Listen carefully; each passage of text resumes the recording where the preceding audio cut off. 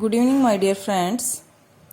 अब से आपकी दो क्लासेस रहेगी, एक तो रेगुलर हिस्ट्री की और ज्योग्राफी की चलेगी और हिंदी की चलेगी। 3 दिन ज्योग्राफी, 3 दिन हिंदी। बाकी आप लोग मुझे सजेस्ट कीजिए कि मुझे किस सब्जेक्ट के लिए वीडियो बनानी चाहिए या टॉपिक सजेस्ट कीजिए। तो कमेंट बॉक्स में मुझे बताइए आप किस सब्जेक्ट की वीडियो चाहते हैं, तो मैं उसी की वीडियो जो है आपके साथ शेयर करूंगी। देखिए, आज हम स्टार्टिंग कर रहे हैं ग्रामर की। ग्रामर हर जो कोई भी एग्जाम है, सभी एग्जाम में काम आती है।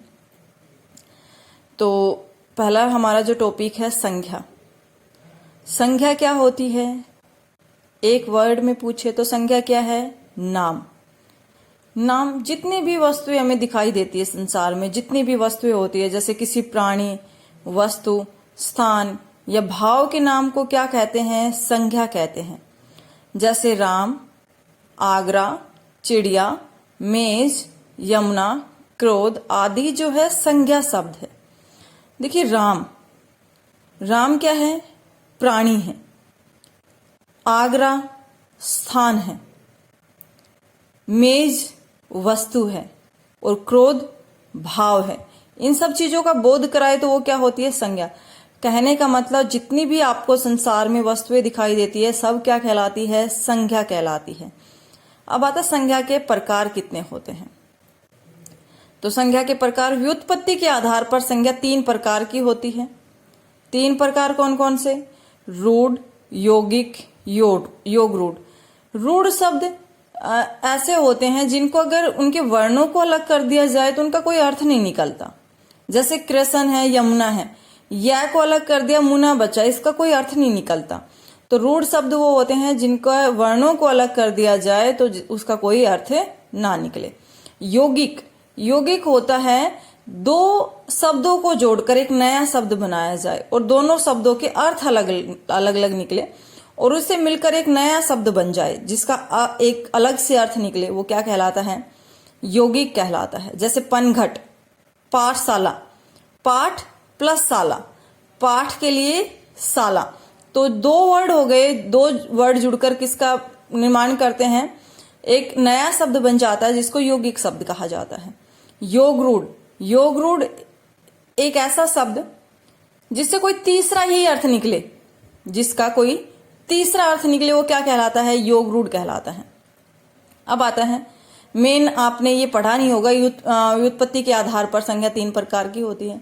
आपने ये पढ़ा है अर्थ की दृष्टि से संज्ञा जो है 5 प्रकार की होती है। वो डिपेंड करता है ऑप्शन में 3 है या 5 है। 3 प्रकार की होती है। कौन कौन सी? व्यक्तिवाचक, जातिवाचक और भाववाचक। व्यक्तिवाचक, जातिवाचक, भाववाचक।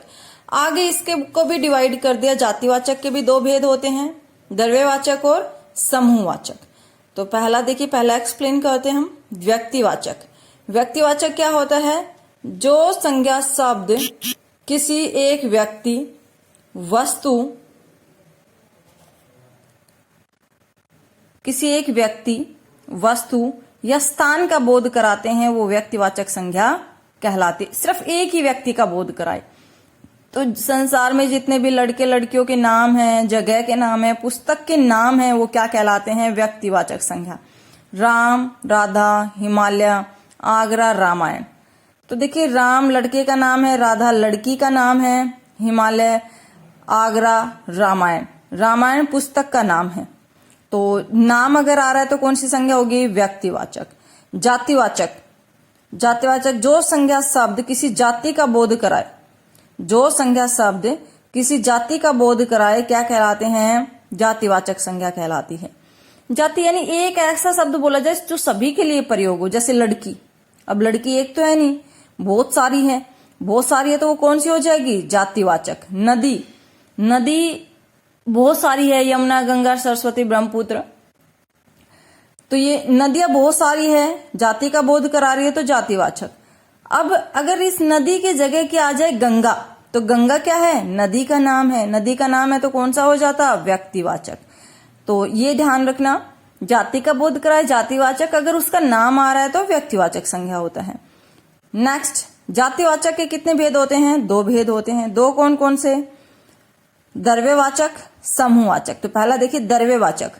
जिन संज्ञा शब्द से उस सामग्री या पदार्थ का बोध होता है जिससे कोई वस्तु बनी हो। देखिए, या तो उसको मापा तोला जा सके या उससे कोई दूसरी वस्तुएं बनाई जा सके, वो क्या कहलाती है? द्रव्यवाचक। या आपको ठोस, तरल, गैस इनसे संबंधित कोई वर्ड दिख जाए तो कौन सी होती है? द्रव्यवाचक संज्ञा। ठोस कौन कौन से होते हैं? सोना, चांदी, तांबा, लोहा, जितनी भी ठोस वस्तुएं होती हैं। द्रव्यवाचक, दरवाचक। दरवाचक में क्या आएगा? तेल, पानी, घी, दही। ये क्या कहलाती है? द्रव्यवाचक कहलाती है। नेक्स्ट है गैसीय पदार्थ। गैस, धुआं, ऑक्सीजन आदि। देखिए, द्रव्यवाचक जो संज्ञाएं होती है उनका बहुवचन नहीं बनाया जा सकता, तो आप ये चीज याद रखना, जिनका बहुवचन नहीं बनाया जा सकता वो कौन सी संज्ञा कहलाती है? द्रव्यवाचक संज्ञा कहलाती है। नेक्स्ट, जो संज्ञा शब्द किसी एक व्यक्ति का बोध न होकर एक समूह का बोध कराए। जिन संज्ञा शब्दों से एक व्यक्ति का बोध न होकर एक समूह का बोध हो, क्या कहलाती है? समूहवाचक संज्ञा कहलाती है। जैसे वर्ग, टीम, सभा, पुलिस, सेना, कर्मचारी, ताश, टी सेट, ऑर्केस्ट्रा आदि क्या कहलाती है? समूहवाचक संज्ञा कहलाती है। लास्ट, थर्ड, भाववाचक संज्ञा किसे कहते हैं? किसी भाव, गुण, दशा आदि का ज्ञान कराने वाले शब्द भाववाचक संज्ञा शब्द कहलाते हैं। जैसे क्रोध, मिठास, यौवन, लालिमा आदि। देखिए, आपको इसमें दो तरह के वर्ड दिखाई दे रहे होंगे। क्रोध एक अपने आप में पूर्ण वर्ड है, शब्द है। अगर इसको अलग कर दिया जाए तो इसका कोई अर्थ नहीं निकलेगा, यानी इसके वर्णों को अलग कर दिया जाए। मिठास, यौवन, लालिमा, ये ऐसे हैं, इनके पीछे परते लगे हुए हैं। बाकी के 3 शब्द ऐसे हैं जिनके पीछे परते लगे हुए हैं। इसका मतलब जो संज्ञा जो शब्द है वो 2 तरह से बनते हैं। एक तो अपने आप में पूर्ण होते हैं, दूसरा जिनके पीछे परते लगाया जाता है। तो परते किन किन के पीछे लगता है? जो जातिवाचक जो शब्द होते हैं, सर्वनाम के पीछे, विशेषण, क्रिया, अवयव। तो इनके पीछे आपको कौन कौन से परते मिले तो वो भाववाचक संज्ञा रहेगी। आव, तव, पन, अन, इमा, ई, ता, हट आदि परते जोड़कर क्या बनाई जाती है? भाववाचक संज्ञा बनाई जाती है। अब ये कुछ वर्ड हैं, इनको आप अच्छे से याद कर लेना। पुरुष है, पुरुष के पीछे क्या लगा दिया? पुरुषत्व। आपको 4 जैसे ऑप्शन दे दिया। पुरुष का भाववाचक संज्ञा शब्द बताइए, तो क्या हो जाएगा? तव, पुरुषत्व। नारी का नारीत्व, गुरु, गुरुत्व, सुंदर, सुंदरता, सौंदर्य, धीर, धीरता, धैर्य, घबराना, घबराहट, थकना, थकान, दूर, दूरी, निकट, निकटता, अपना, अपनापन, मम, ममतव, निज, निजतव, लाल, लालिमा, भोला, भोलापन, चढ़ना, चढ़ाई, भटकना, भटकाव, नीचे, नीचाई, समीप, समीपता, ललित, लालित्य। तो देखिए, ये कुछ भाववाचक संज्ञा शब्द ये वर्ड दिए हुए हैं, लेकिन इनके अलावा और भी बहुत सारे हो सकते हैं। जैसे लड़का है, लड़का का क्या हो जाएगा? लड़कपन। तो ये देखिए, आप क्या करेंगे, आपको सिर्फ ये परते दिखाई देने चाहिए। आपको 4 वर्ड दे दिए जाए, उसके बाद ये बोला जाए कि भाववाचक शब्द छाटिए। तो भाववाचक शब्द कैसे छाटेंगे? अगर आपको उनके पीछे ये परते, देखिए परते हम आगे क्लासेस में करेंगे, लेकिन मैं थोड़ा सा बता देती हूँ आपको क्या होता है। परते शब्दों के पीछे लगकर उसके अर्थ में परिवर्तन कर देते हैं। 2 वर्ड होते हैं, उपसर्ग और प्रत्यय। उपसर्ग शब्दों के आगे लगते हैं, प्रत्यय शब्दों के पीछे लगते हैं। तो ये जो है शब्दों के पीछे जुड़ेंगे तो वो क्या बन जाएगी? भाववाचक संज्ञा। और भाववाचक संज्ञा किन किन शब्दों से बनती है? जातिवाचक शब्द से बनती है, सर्वनाम शब्द से, विशेषण से, क्रिया से। इन शब्दों से क्या बनती है? भाववाचक संज्ञा। तो आप अच्छे से रिवाइज कर लेना। संज्ञा के अगर अर्थ के आधार पर मेनली यही पूछे जाते हैं, अर्थ के आधार पर लिखा हुआ नहीं मिलता, सिर्फ ये पूछा जाता है संज्ञा के भेद कितने होते हैं? 3 होते हैं, जातिवाचक, व्यक्तिवाचक, भाववाचक। डिपेंड करता है ऑप्शन पे। भाई 3 ऑप्शन में नहीं है तो क्या मिलेगा? 5 ऑप्शन में मिलेगा आपको। तो 5 होते हैं। और इनको व्यक्तिवाचक नाम आ जाए तो व्यक्तिवाचक, जाति का बोध कराए जातिवाचक, और जिनसे ठोस, तरल, गैस से संबंधित कोई वर्ड आ जाए द्रव्यवाचक संज्ञा होती है। समूह का बोध कराए तो समूहवाचक संज्ञा होती है, जैसे कक्षा, सेना। तो ये हो गई समूहवाचक। भाववाचक जिनको हम महसूस कर सकते हैं, जिनको छू नहीं सकते, वो क्या कहलाती है? भाववाचक संज्ञा शब्द कहलाते हैं। और 2 तरह से बनते हैं, एक तो रूट शब्द होते हैं, यानी जिनको अलग कर दिया जाए तो उनका कोई अर्थ नहीं निकलेगा, और दूसरा जिनके पीछे परते लगाकर जो है जो शब्द बनाए जाते हैं। तो ये वर्ड आप याद कर लेना।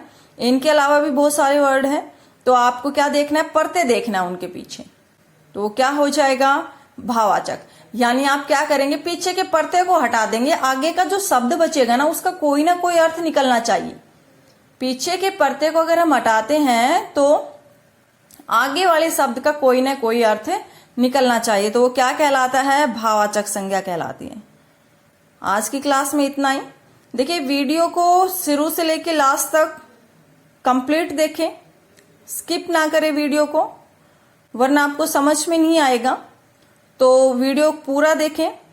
अगर कोई प्रॉब्लम है तो आप कमेंट्स बॉक्स में आप बताइए मुझे, कहीं पर समझ में नहीं आ रहा है, क्या प्रॉब्लम है, तो आप मुझे बता सकते हैं।